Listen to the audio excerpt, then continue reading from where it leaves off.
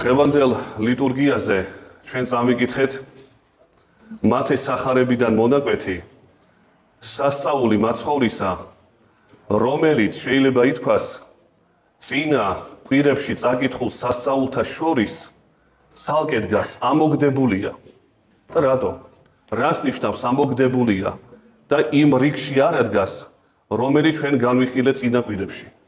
წინა კვირებში გავხსოვთ თქვენ ვისაუბრეთ ჩვენ ისეთ მოვლენებზე, როგორებიც არის მაგალითად ასის თავის მონის განკურნების საკითხი.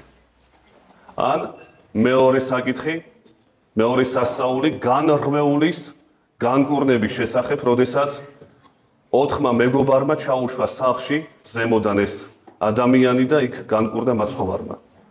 ან ასევე ესეთი სასწაული, როდესაც მისდევენ ბრმები მაცხოვარს და სთხოვენ განკურნებას მას. ან კიდევ ესეთი სასწაული, ეშმაკისეული კაცი ყრუმუნჯი და იმას კურდავს. აი დღევანდელი სასწაული რა კუთხით არის ამოგდებული? რატო არ დგას იმ რიგში, რომელიც ჩვენ განვიხილეთ წინა კვირებში? იმიტომ არ დგას, რომ ის სასწაულები იყო კურნებანი მაცხოვრის მიერ ჩატარებული. ყველა მათგანი არის კურთხება, კურნება ადამიანებისა. და დღევანდელი სასწაული არის პურების გამრავლება. აი თანამედროვე კაცმა შეიძლება ესეთი რამე იფიქროს 21 საუკუნეში, რომ კარგი დიდი მოძღვარი იყო ქრისტე. შეიძლება შამანი იყო ვიღაცისთვის. კაცმა არის ის, ვინ რას ფიქრობს ამასთან დაკავშირებით. 1000 გაუგუღმართებული ჭკუაა და ყველა თავისას ცდილობს, რომ გაამართლოს ის მოვლენები, რაც ქრისტესთან არის დაკავშირებული. ზოგი თუ მედიკოსია იტყვის, რომ გამორჩეული მკურნალი იყო, როგორც დღესაც არიან მკურნალები, ისეთი მკურნალი იყო მაცხოვარი. და ამიტომაც ამ ძალით, ამ მკურნების ძალით აღასრულებდა იმ მკურნებებს, რომელიც ჩვენ განვიხილეთ წინა კვირებში. მაგრამ როდესაც მიადგებიან ხოლმე ამ სასწაულს, რომელიც დღეს ჩვენ ვახსენეთ, 5 პურით და 2 თევზით, ისე გაამრავლო ეს პურები და თევზები, რომ 5000 კაცი დააპურო და არა მხოლოდ დააპურო, არამედ დარჩეს 12 გოდორი სავსე ნარჩენებისა. ეს არ ჯდება იმ კონტექსტში, რაც შეიძლება ადამიანს უნდა გაიგოს. კერძოდ, თუ კი კურნებანი აღესრულება რაღაცა ძალით და მეტნაკლებად გასაგებია, ამ პურების გამრავლება მედიცინური ჩარევით ვერ მოხდება. სულ სხვა რამეზია აქ საუბარი.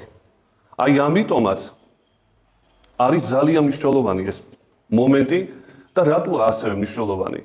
თუ დაუკვირდებით, ეს მოვლენა აღწერილია 4-ვე სახარებაში.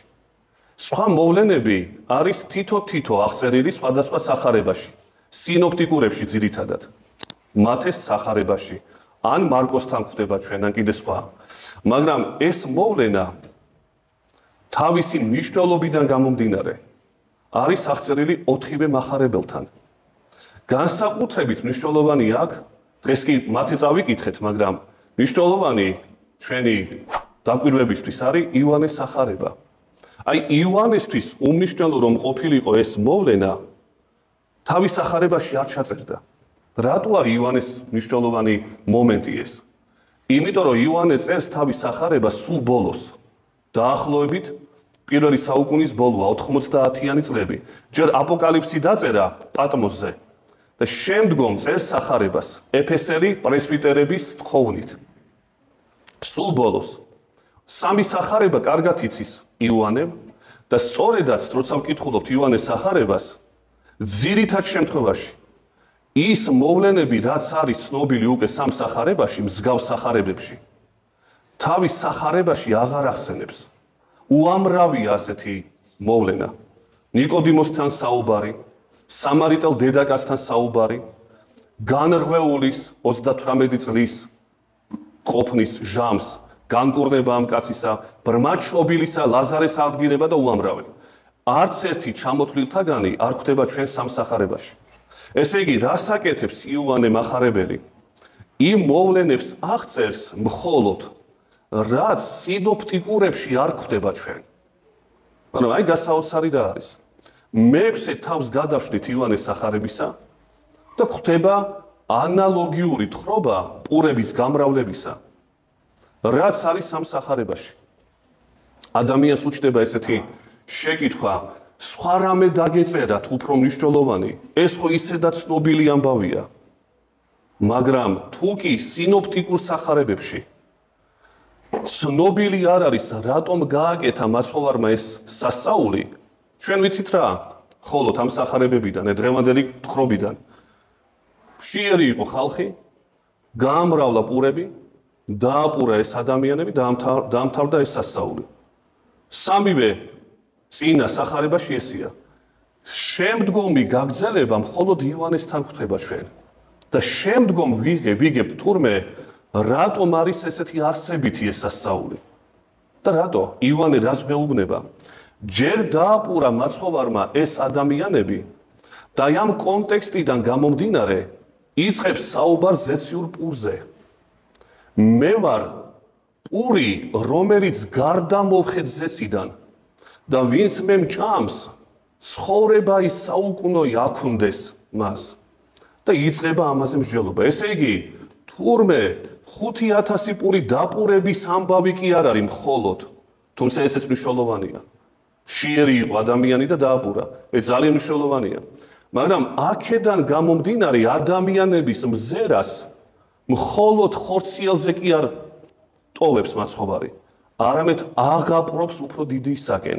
ესე იგი, თურმე ეს პურები არის მხოლოდ და მხოლოდ სიმბოლო და მიმყვანი ზეციური პურის სახილველად. როცა დაუწყო ამაზე საუბარი ზეციურ პურზე, ეუბნება მამანი თქვენი მანანასას ჭამდეს და წარწმდნენ. წარწმენ ჯოჯოხეთში არ ნიშნავს, ანუ დაიხოცნენ. ჩვეულებრივი საკვები იყო და მაგიტო. ხოლო მე რომელსაც მოგცემ თქვენ, საუკუნოდ იქნება და სხვა. ეს რომ მოისმინეს ადამიანებმა, ძალიან ბევრი დაბრკოვდა და წავიდნენ მისგან. ვის შეუძლია მისი ხორცის ჭამა, ერთმანეთს ეკითხებიან. ეს ძალიან კარგად არის მეექვსე თავში ივანეს სახარების აღწერილი წაიკითხეთ. და როდესაც დაბრკოვდნენ, წავიდნენ ბევრნი და მოციქულებს ეკითხება, თქვენს ხომ არ გნებავთ წასვლა? ჩვენ საწავიდეთ, პეტრე ეუბნება, ჩვენ ყველაფერი მივატოვეთ. შენ გაქვს ცხოვრება საუკუნო და ჩვენ საუნდა წავიდეთ. ესენი არ ბრკოლდებიან, მაგრამ მიუხედავად ამისა ვერაფერს ვერ იგებენ, რაზეა საუბარი. ესე იგი, თანდათანობით თურმე ამ პურების გამრავლების შედეგად მაცხოვარი აამაღლებს ადამიანთა გონებას ევქარისტიისაკენ, ანუ ზეციური პურის მისაღებად. აი ივანეს სახარებაში, რომელიც როგორიც გასაკვირიც არ უნდა იყოს და იფიქრებს ადამიანი, რა საჭირო იყო გამეორება 10,000 ჯერ ამ მოვლენისა 4-ვე მახარებელთან. თუ სამში ჩვენ ვერ ხვდებით კონტექსტს რა ხდება, მხოლოდ სასწაულის გამოა, ივანე აგრძელებს ამ სასწაულის თხრობას და იმ აღსთან განმარტებას გვთავაზობს, რაც შემდგომში დიდ ხუთშაბათ საიდუმლო სერობაზე მაცხოვარი ეუბნება და აძლევს მოციქულებს. აი წინა პირობა, წინა თქმა იყო მეექვსე თავში ივანეს სახარებისა დაკავშირებული 5000 კაცთან და 5 პურთან. და კიდე ერთი ძალიან საინტერესო მოვლენა. ეს სასწაული 5 პურის გამრავლება ხდება უდაბნოში. 5000 კაცი გავიდა გარდა ქალებისა და ბავშვებისა, ესე წერია. ესე იგი, უფრო მეტნი იყვნენ ესენი. 5000 კაცი. უდაბნოში ხდება ეს ყოველივე. რატო უდაბნოში? რატო ქალაქ? ნუ გასაგებია, ქალაქში პურს იყიდიდა ყველა. მაგრამ მაინც და მაინც უდაბნოში რატო? სხვა ადგილას ყოფილიყო დაუსახლებელში. სოფელში ყოფილიყო, სადაც არ ეყოფოდათ ამდენი პური. მაინც და მაინც უდაბნოში რატო? იმიტომ რომ ჩვენ ადრეც გვიხსენებია და გამგვიმარტავს, რომ უდაბნო ძველ ხალხში გაიგივებული იყო ეშმაკების სამკვიდრებელთან. რადგანაც იქ არავინ ცხოვრობს, არაფერი სახლობს, წარმოდგენა იყო ძველ დროში ხალხთა შორის, რომ ეს არის სამკვიდრებელი ეშმაკისა, სამეუფოა ეშმაკისეული ძალისა. აი გახსოვთ თქვენ ერთი მომენტი, როდესაც მოსეს უნდა რომ გაიყვანოს ებრაელები ეგვიპტიდან უდაბნოში მიყავს და ეუბნება ფარაონს, რომ ჩვენ 3 დღით უნდა გავიდეთ უდაბნოში და ჩვენს ღმერთს მსხვერპლი შევწიროთ. და ეს ფარაონი ფიქრობს, მე უამრავი ღმერთი მყავს ჩემ პანთეონში აქ. ვინ ღმერთს უნდა შეწირონ მსხვერპლი? და არ უშვებს ხალხს. რატო არ უშვებს? იმიტომ რომ ეშმაკი ეგულება იქ. ამას გონია რომ მოსეს ღმერთი არის ეშმაკისეული ძალა. იმიტომ რომ უდაბნოში რა უნდათ? ეშმაკის სამკვიდრებელში რა უნდათ ამ ადამიანებს? ჩვენ ღმერთს უნდა შევწიროთ მსხვერპლი. უდაბნო ეშმაკისეული სამკვიდრებელია და სად მიყავს ნეტა ეს ადამიანები და არ უშვებს. ბოლოს კი გაუშვებს მოგეხსენებათ, მაგრამ თავიდან არ უშვებს.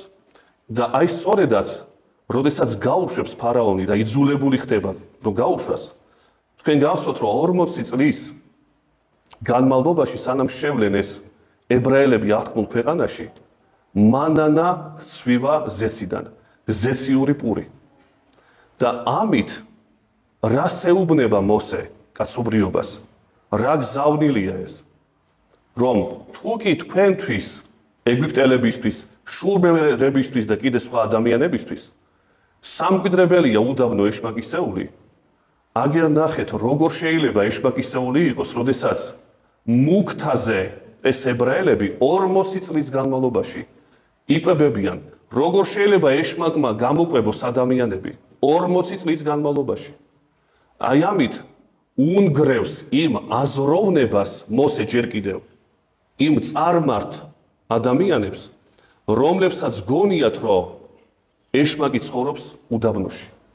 შემდგომში ამ ყველაფერს მაცხოვარი ადასტურებს და მოსეს მსგავსად, თუ იმ პერიოდში ბანანა ცვიოდა ზეციური პური, მაცხოვარი ასევე გადის უდაბნოში და აღასრულებს არა მანანას ოღონდ, რაც წინა სახე იყო ზიარებისა, არამედ ჯერ ჭეშმარიტ პურს ეუბნება და აძლევს ამ ადამიანებს. და შემდგომ უკვე უდაბნოში სთავაზობს თავის ხორცს. ესე იგი, ამით რა იგულისხმება, რომ თქვენ წარმოდგენაში ის ეშმაკისეული სამკვიდრებელი ინგრევა ჩემი მოსვლით, რადგანაც მე დავაპურე უდაბნოში ამ ეშმაკისეულ ადგილას თქვენთვის სამკვიდრებელში დავანგრიე ეშმაკი ჩემი მოსვლით და არა მხოლოდ დავაპურე, ანუ კეთილი ღმერთობა განა მხოლოდ ეს გამოვავლინე ჩემი, რომ სიკეთე ვარ, არამედ უფრო მეტიც უთხარი, რომ ჩემი სხეული თქვენ ამ უდაბნოს სამკვიდრებელს დაამარცხებთ. აი ესეთი სახე სიმბოლიზმია შეიძლება ავიღოთ და ვთქვათ დღევანდელ სახარებაში, რომ ჯერ კიდევ მოსე აძლევს ადამიანებს პურს, რომელიც უდაბნოში ცვივა, ხოლო აღსრულება ამ ყველაფრის არის მაცხოვარზე. ესე იგი, არა მხოლოდ დაპურებაზეა თორმე აქ საქმე, არამედ მაცხოვარი უცხადებს, რომ არ შეიძლება უდაბნოში მკვიდრობდეს ეშმაკისეული ძალა, როგორც თქვენ გონიათ, არამედ აგერ კეთილი ღმერთი ვარ მე, რადგანაც თუ სიკეთე არა ვარ, მაშინ არ დავაპურებდი, ამოვწყვეტდი ამ ადამიანებს უდაბნოში. მაგრამ რადგანაც კეთილი ვარ, არ იფიქროთ, რომ უდაბნოს მეუფება არის ეშმაკისეული მეუფება. და არა მხოლოდ ხრწნადი პურით, არამედ ცხოველმყოფელი პურით შემდგომში უკვე აპურებს ადამიანებს. თუ კი ეს პური წარმავალია, ის პური, რომელიც ხორცია მაცხოვრისა, არის წარუვალი და თესლი მარადიული ცხოვრებისა.